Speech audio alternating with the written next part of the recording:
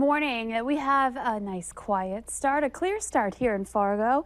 The problem is with clear skies and the light wind we are watching those temperatures really drop like a rock, and we're seeing some numbers that are once again well into the double digits below zero here this morning. So a cold one this morning, but dry and quiet. No additional snowfall expected here this morning for most areas. We'll show you one exception here in just a moment. We've got a wind chill advisory in effect for much of the valley, up north especially, but this does extend down toward Fargo Moorhead for wind chills getting into the 20s and 30s below.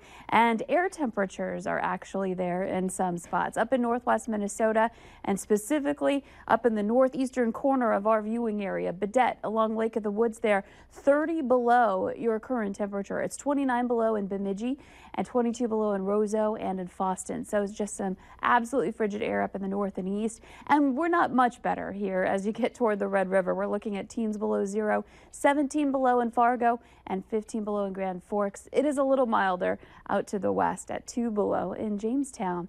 But factoring in the wind, it kind of evens everybody out here. We're looking at some 20s to 30s below, both in North Dakota and Minnesota, where we've got a 33 below wind chill in Langdon and some 20s below in Valley City and down toward the Gwinner area, and Grand Forks 29 below your current wind chill. So a cold morning. Once again, you'll want to make sure you're completely prepared for this kind of weather by bundling up here today.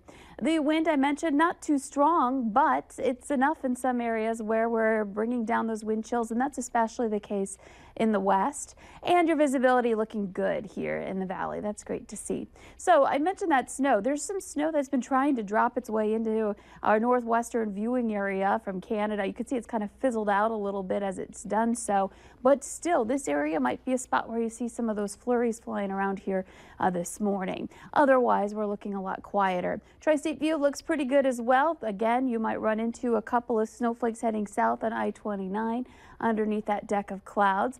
And if you need to head further south because you're heading down to Frisco today, it's looking pretty good here in the forecast. In fact, we've got some dry conditions beyond the Dakotas, and I'm expecting it to stay that way here today. But just in case, have your Valley News Live Weather app downloaded, and you could set your settings to follow you as you are traveling, so you can always stay up to date on the latest alerts. Now, looking up to the east, the northeast specifically, those snow showers are finally ending. I should say that big storm system and the snow associated with it finally ending there. It's been a mess for them with that massive storm that impacted that area.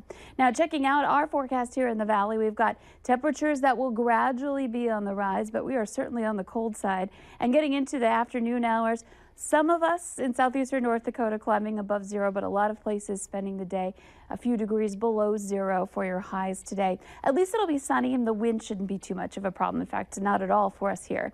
Tonight, the temperatures begin their drop as we lose the sun, and fingers crossed we can get that south wind to kick in a little bit more overnight. That will hopefully stop that temperature drop or actually help our numbers to rise here by tomorrow morning. So we're looking at winds gusting into the 20s to even near 30 miles per hour by tomorrow morning. So a breezy Saturday morning, a cold one too, but that warm air will continue to rush in. That'll help to feed some snow showers that develop midday. That will continue to press through the valley, but temperatures warming up into some teens for your highs for tomorrow, and they'll just continue to climb from there into the nighttime hours as well.